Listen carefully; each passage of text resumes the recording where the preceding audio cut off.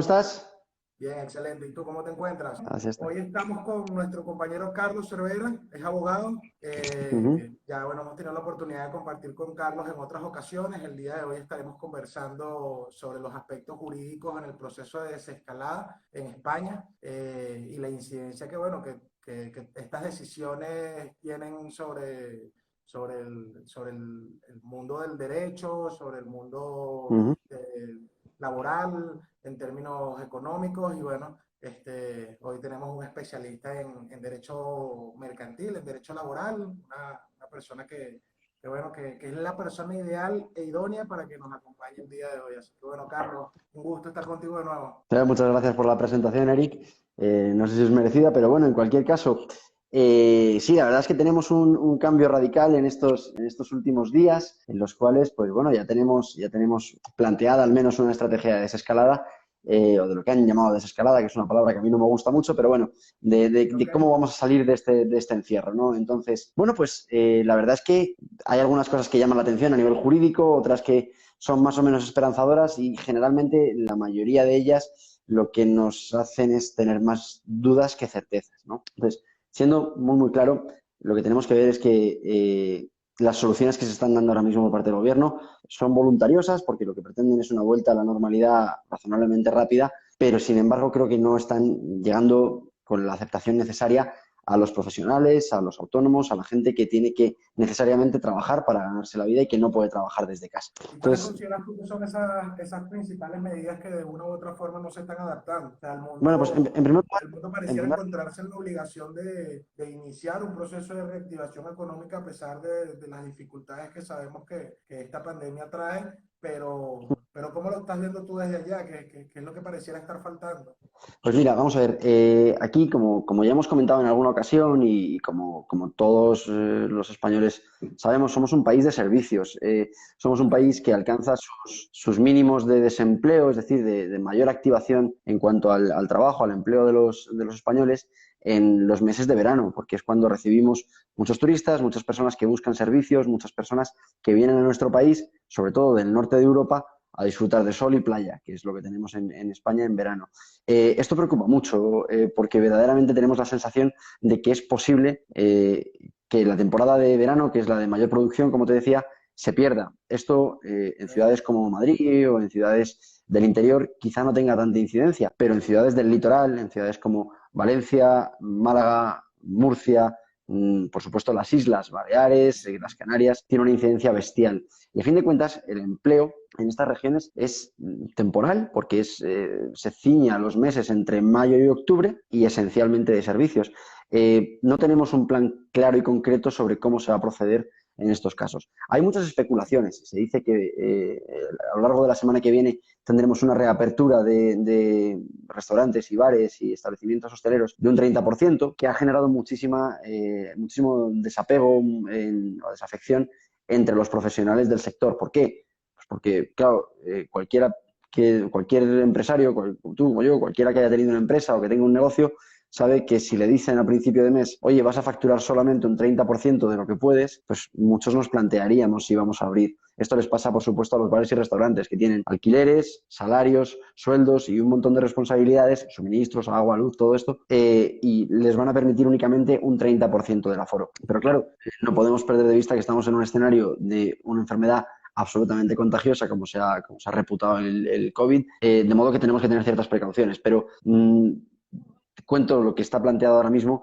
Jurídicamente cuesta entender cómo alguien va a poder tener algo de rentabilidad económica, algún retorno económico, abriendo un 30% de la capacidad y manteniendo el salario al 100% y los costes al 100% y todo al 100%, porque realmente el desequilibrio que se va a producir entre los ingresos y los gastos va a ser superlativo. No creo que haya ningún negocio diseñado para aguantar a un funcionamiento del 30%. Cada uno adaptamos nuestros entornos, nuestros gastos y nuestras necesidades a un funcionamiento estándar. Con lo cual, pues bueno, intentaremos apoyar a estos profesionales y estar a la altura de lo que se espera del conjunto de país, pero aún así parece un escenario complicado. Sí, pareciera que no hubiese una adaptación real entre la medida política que se está tomando en función de lo que viene Mm. haciendo la reapertura con respecto a los aspectos laborales mínimos que tienen que tomarse en consideración, como lo es el pago de salarios, como lo estamos mencionando.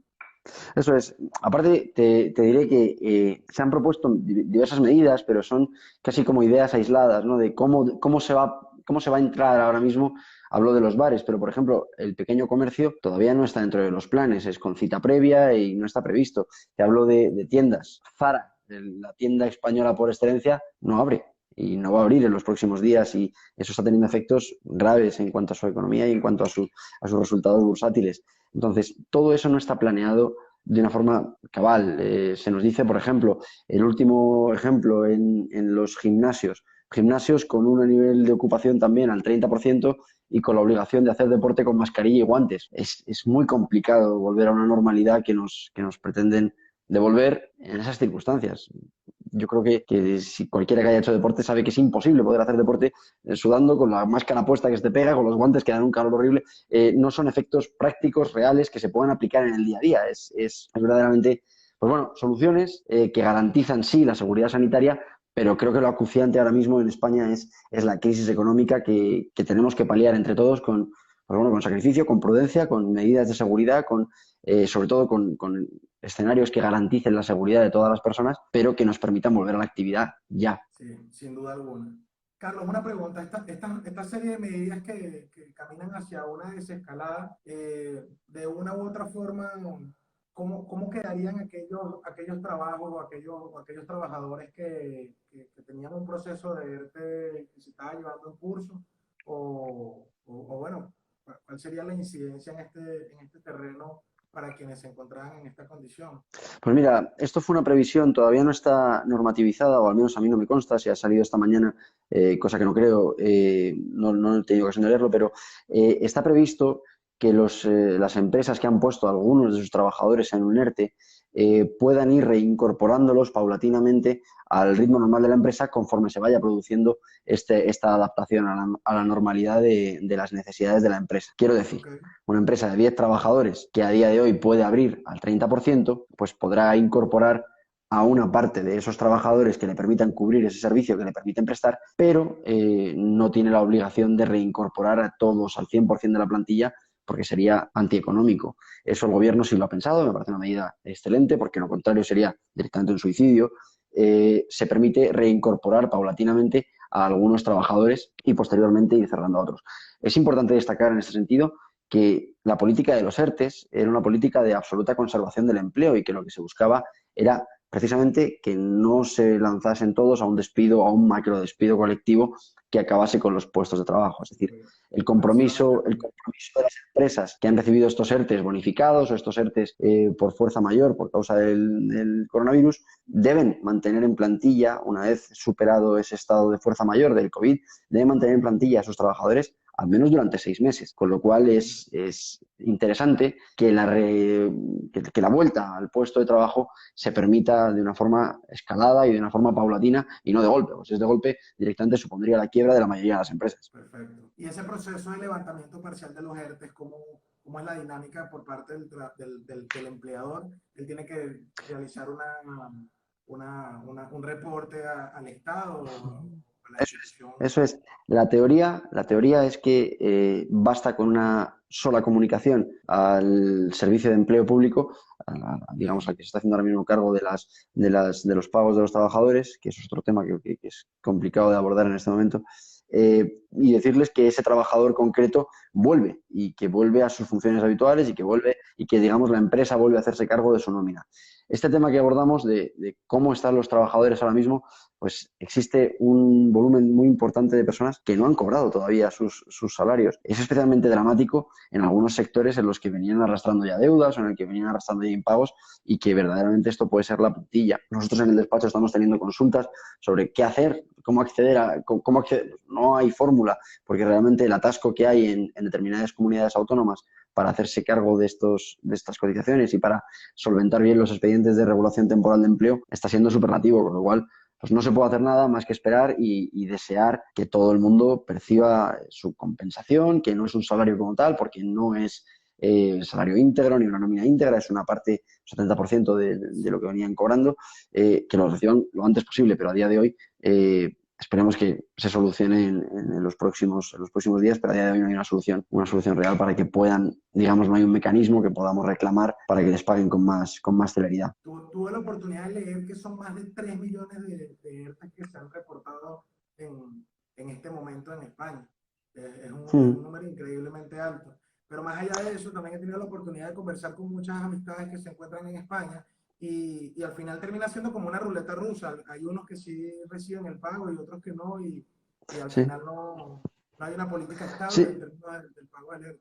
Sí, bueno, vamos a ver, yo eso, dentro de las numerosas críticas que podemos hacer a la gestión del gobierno, al final esto pasa similar a lo que ocurría con los sanitarios. No podemos culpar al gobierno íntegramente de la avalancha de personas que acudían a los hospitales, igual que no podemos culpar al gobierno porque ningún organismo está preparado para que le metan 3 millones de reclamaciones a la vez. Es imposible. Y si previésemos ese efecto, estaríamos perdiendo dinero mes a mes porque estaríamos generando una estructura megalómana para algo que realmente, y que por fortuna, esperemos que no se vuelva a producir y se ha producido una vez en la historia. Es cierto que dar abasto a esta clase de contingencias es muy complicado. Entonces, pues sí, lo lógico es que hay unas esperas y unas demoras importantes. Sí que es cierto que también se están poniendo las bases de procedimientos más ágiles en materia procesal y en materia judicial, digamos, para que se puedan desarrollar toda la clase de procedimientos que cabalmente cabe esperar que se produzcan después de esta crisis, como son los procedimientos concursales y los procedimientos judiciales laborales, para que se puedan producir con mayor agilidad, con mayores garantías para el empresario, porque al final el empresario, en última instancia, si no realiza las cosas adecuadamente, conforme al derecho mercantil, puede ser el responsable último de las deudas de la empresa, con lo cual todos los procedimientos que se están llevando a cabo, pues bueno, tratan de poner parches en un momento especialmente complicado, pero no podemos perder de vista que la avalancha de procedimientos judiciales que se viene va a ser importante. Sí, sí, sin duda alguna, después de toda esta situación, lo que se espera es ello. Carlos, conversando contigo previo a que compartiéramos en este live, me hiciste el comentario de que consideras importante hablar sobre el concurso de acreedores y procedimientos de quiebras urgentes. ¿Qué tienes que decirnos sobre ello? Pues bueno, que se han tomado ciertas medidas porque el concurso de acreedores se tramita ante un juzgado muy específico, que es el juzgado de lo mercantil, y generalmente ha sido un órgano que ha llevado un atraso y un atasco terrorífico heredado de la primera crisis de la de 2008, con procedimientos especialmente complejos, especialmente tediosos para su culminación. Se ha aprobado recientemente un Real Decreto que intenta agilizar esas medidas y que amplía los plazos de manera extraordinaria hasta finales de este año 2020 para la presentación y solicitud de concursos. Okay. Cierto es que la mejor medida para agilizar un procedimiento judicial es dotar de medios a la justicia, pero eso ahora mismo es muy caro y no se está abordando. En cualquier caso, lo que sí se está haciendo es intentar, mediante estas medidas de agilización y estas medidas de apoyo a los procedimientos de quiebra, a los procedimientos concursales, como se llaman en España, facilitar que el que tenga necesidad de presentar esa quiebra pueda hacerlo en términos de garantías para el empresario y para los trabajadores, para que puedan, pues, tanto conservar o salvaguardar sus pretensiones económicas e intentar que los acreedores y las personas que han resultado perjudicadas por esa quiebra puedan acudir a procedimientos más rápidos en los que intentar realizar esas deudas e intentar que dichas deudas les afecten lo menos posible. Otra cosa que creo que es importante, hemos hablado bastante sobre la importancia de este periodo en España, ya que es un país que, bueno, como lo hemos conversado en otras ocasiones, su petróleo es el turismo. Sí. Y frente a esta situación, ¿qué es lo que se está esperando en términos laborales? ¿Cuál consideras tú que deberían ser las adaptaciones pertinentes para no perder esta oportunidad que es profundamente valiosa para el país en términos económicos? Pues mira, nosotros como despacho tenemos clientes en varios sectores estratégicos, tenemos clientes en el sector del turismo que se están viendo muy afectados, tenemos clientes en hostelería que también pues, se han visto muy afectados, pero tenemos clientes que están sabiendo salir adelante con todo esto, estamos asistiendo, asesorando operaciones en las que verdaderamente la inversión en España se está reactivando. No podemos perder de vista que cualquier crisis, y esta va a serlo también, es un escenario de oportunidad, es un reajuste de los precios y un reajuste de las condiciones económicas de muchos sectores, entre ellos el inmobiliario. Tenemos clientes en el despacho que están haciendo verdaderas operaciones inmobiliarias con éxito, negociando de buena fe, no aprovechándose precisamente de la necesidad del que ahora mismo se encuentra en un estado más débil, sino gestionando ese tipo de activos y fundando nuevas formas de llevar a cabo negocios que hace unos meses pues, eran prácticamente imposibles y que con motivo de este parón pues, vuelven a ser posibles y vuelven a tener cierta lógica. Estamos recibiendo constantemente solicitudes desde Venezuela, desde México, inclusive desde Miami, donde también la población migrante de Latinoamérica es muy, muy numerosa, para invertir en España, porque se está interpretando este escenario de crisis como un escenario de oportunidad. ¿Por qué? Porque mientras que en otros países la crisis puede ser mucho más dramática, nosotros en España, gracias a la protección que recibimos del entorno del euro y a la limitación de la inflación y de los tipos de interés, también promovida por la salvaguarda del Banco Central Europeo, que es el último garante de los tipos de interés y de la inflación en toda Europa, a pesar de que España esté más afectada, contamos con países en nuestro entorno que han llevado probablemente mejor la crisis que nosotros y que dan mucha estabilidad a nuestro sistema, como puede ser Alemania o puede ser Holanda, puede ser Francia, últimamente con algunos problemas más, pero países que en definitiva nos dan esa solvencia europea que muchos de nuestros clientes y de nuestros amigos y de las personas que pueden ver este post pueden desear. No hay más que pensar, por ejemplo, en el caso de México, cuando tiene una pérdida de valor de su moneda galopante, con lo cual el refugio en España o el refugio en Europa es un valor añadido para hacer una inversión segura, una inversión perdurable y además eventualmente obtener privilegios migratorios como es la ciudadanía o la nacionalidad en España. Con lo cual, sí es cierto que hay sectores en España que lo van a pasar muy mal, pero no me cabe duda de que precisamente gracias a la gran estabilidad que nos da la Unión Europea y a la gran estabilidad que nos da este marco en el que controlamos precio de moneda, inflación, tipos de interés, tipos de cambio, todo esto va a traer inversiones, va a traer prosperidad, va a traer nuevos proyectos, nuevos negocios. Por nuestra parte, lo que hemos recibido es que es muy probable que a lo largo de este periodo grandes capitales se desplacen hacia España, grandes empresas intenten realizar sus negocios en España, como bien sabes, porque en algún caso hemos estado colaborando en ese sentido.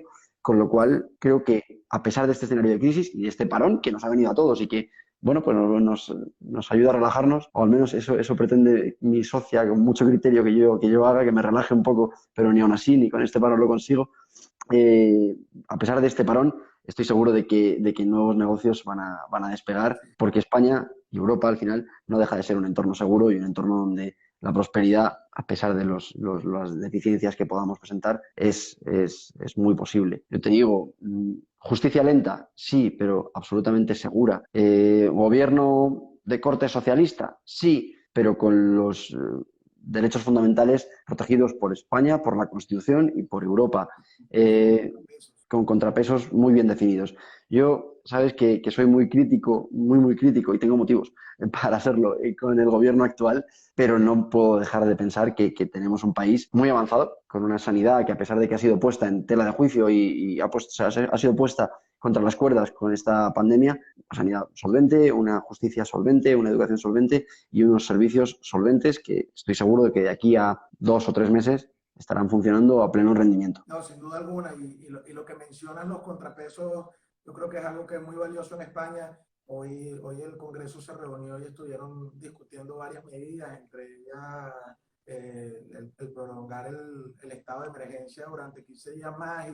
Y al final, cuando uno ve esas dinámicas políticas, tiene que reconocer que hay partidos tanto de oposición, inclusive el gobierno, que no se encuentran gobernando solos y la oposición no se encuentra sin tener la posibilidad de ser escuchada. Y yo creo que eso es lo importante, pues preservar las instituciones democráticas para que esa España que conocemos hoy pueda seguir manteniéndose por un buen tiempo.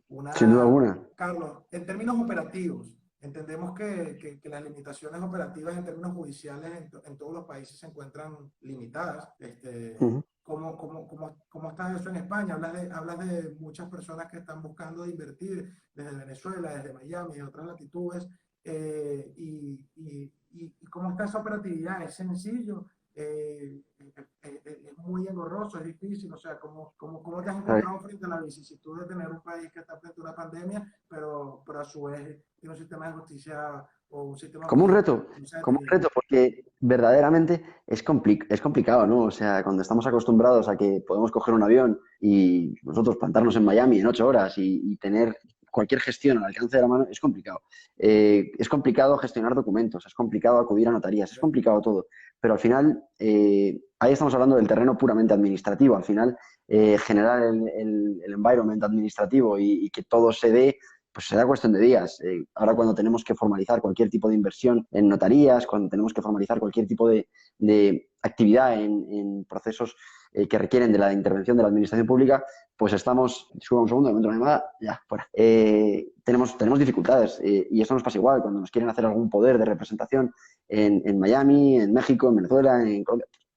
Los problemas existen porque las instituciones no están funcionando. Sin embargo, ¿qué podemos ir avanzando? Todo el terreno, todo el planteamiento de la operación, los términos económicos, los análisis y lo que depende de los privados. Es decir, si un cliente mío quiere comprar una empresa, quiere comprar un inmueble, quiere comprar un hotel, quiere comprar cualquier cosa que quiera comprar, yo sí puedo ir armando con nuestros clientes, con los compradores, con los vendedores, un entorno en el que se pueda producir la operación. Puedo analizar las contabilidades, puedo realizar una labor completa, sin perjuicio de que cuando tenga la ocasión de firmar la operación ante notario, pues no voy a poder porque el notario no está abierto, pero sé que abrirá en cuestión de un mes, que aproximadamente será el tiempo que yo tarde en plantear los términos de una operación sensata. Con lo cual, mira, yo el otro día lo comentaba con un grupo de compañeros, ya hemos pasado la época del pesimismo, ya hemos pasado la época de llorar, ya hemos pasado la época de estar atrapados, esa época para mí creo que debemos dejarla atrás. Yo camino por Madrid y veo banderas con un lazo negro y veo banderas a media asta y por supuesto que uno se encoge y ve el sufrimiento que se ha producido en todo el país. Pero creo que ese momento ya ha pasado. Tenemos ahora mismo la Puerta de Alcalá, que es un monumento emblemático de Madrid, con un gran lazo negro. Creo que ese momento ya también tiene que pasar. Ya hemos llorado, ahora nos toca producir. Levantarnos con una sonrisa, con optimismo, con ganas, con trabajo, con ilusión, con esfuerzo, con todo lo que le queramos poner, pero con medidas directas que nos lleven a volver a lo que somos, a un país amable, a un país receptor de inversiones extranjeras, a un país receptor de personas, a un país que vende servicios de alta calidad, que vende pues todo eso. Y eso estoy seguro de que tiene que llegar y tiene que nacer precisamente de ese optimismo del que solemos hacer gala a los españoles y que tiene que llegar ya. No, y que es necesario para la salud mental, emocional, personal, es necesario para la economía del país, es necesario para seguir avanzando y, bueno, superar las dificultades que sin duda Además, alguna esta Eric, pandemia trajo a todos los países del mundo y a todas las sociedades. fíjate que el Real Madrid va a volver a los entrenamientos. O sea, si te digo ya esto, ya está prácticamente todo arreglado. Buena noticia. No, pero bueno, es un síntoma de que las cosas van volviendo desde lo más inútil que es el entretenimiento en este momento hasta las cosas más complicadas. Pues en los juzgados hay planes de refuerzo. Al final da un poco de miedo porque uno entra en un juzgado y parece un pasaje del terror ahora mismo porque hay plásticos por todos lados, todo el mundo tapado. Es incómodo, no estamos acostumbrados a eso, yo por lo Están menos. funcionando los juzgados en este momento. Hay cositas que funcionan, hay pequeñas cosas que funcionan, hay cuestiones muy urgentes, sobre todo las que tienen presos. Ten en cuenta que la población reclusa, joder, lo lleva mal, y encima, pues si alguno tenía revisiones de condenas pendientes o por el contrario, que ingresar en prisión, pues son todo ese tipo de actividades las que dependen de la libertad más absoluta de las personas, las que se están llevando a cabo. Algunos procedimientos que afectan a los derechos fundamentales también están desarrollándose, pero con un ritmo muy bajo, y sobre todo con mucho miedo. Al final, los juzgados la oficina judicial es un lugar pequeño donde no hay un espacio como puede haber en una oficina grande en la que podamos tomar grandes medidas de seguridad, grandes distancias. La oficina judicial es un lugar pequeño, con lo cual la condensación de personas es elevada y nos juntamos muchos y al final, pues joder, yo me acuerdo del último juicio que celebré, que fue días antes de la declaración del estado de alarma, que fue un domingo día 12 o un miércoles, un jueves día 12, no recuerdo bien. Yo tuve juicio el martes 10. Bueno, ahí estaba todo, eso estaba hasta arriba, hacía un calor horroroso, no se podía estar, era infame. Y dijimos, joder, es que aquí vamos a caer todos. Luego no caímos, o yo al menos no caí, nadie del despacho. Bueno, Mariano un poco más. Pero la verdad es que el volumen de gente era bestial, era bestial.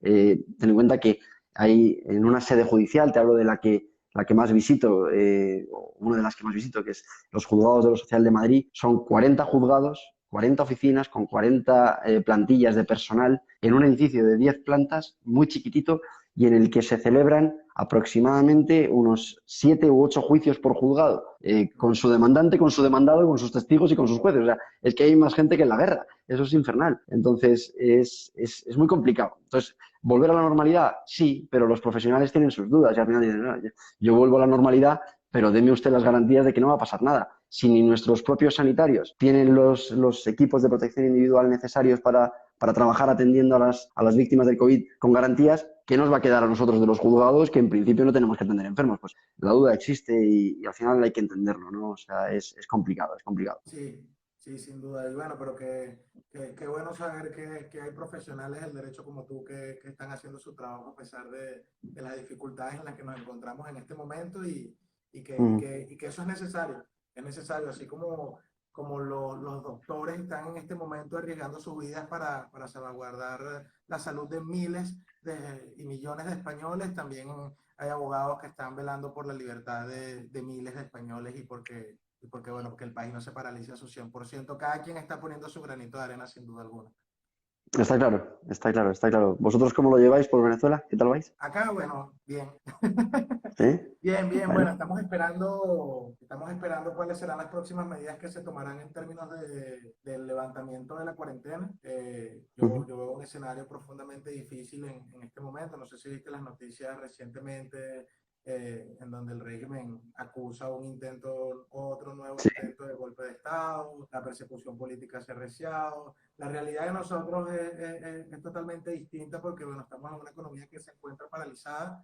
Estamos en un país en donde las libertades individuales se cercenan a diario desde el Estado, desde el gobierno, y nos toca lidiar con todas esas vicisitudes en el futuro próximo y en este momento. Así que esperamos que esta pandemia aligere la situación acá, pero no es muy alentador el escenario por ahora. Pero aquí seguimos luchando y aguantando y resistiendo. Bueno, el día que te quieras venir para acá, ya sabes que lo hacemos en 30 segundos. Tú te vienes a España.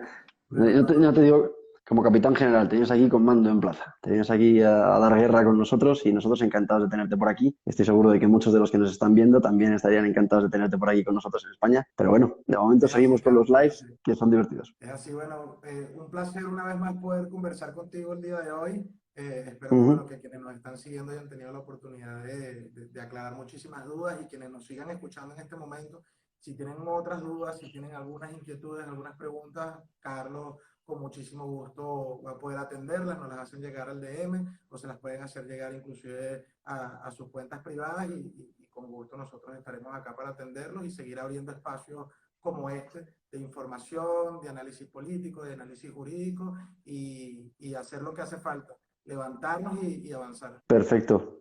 Muchísimas gracias, Carlos. Cuídate. Gracias, Eric, igualmente. Un abrazo. Gracias.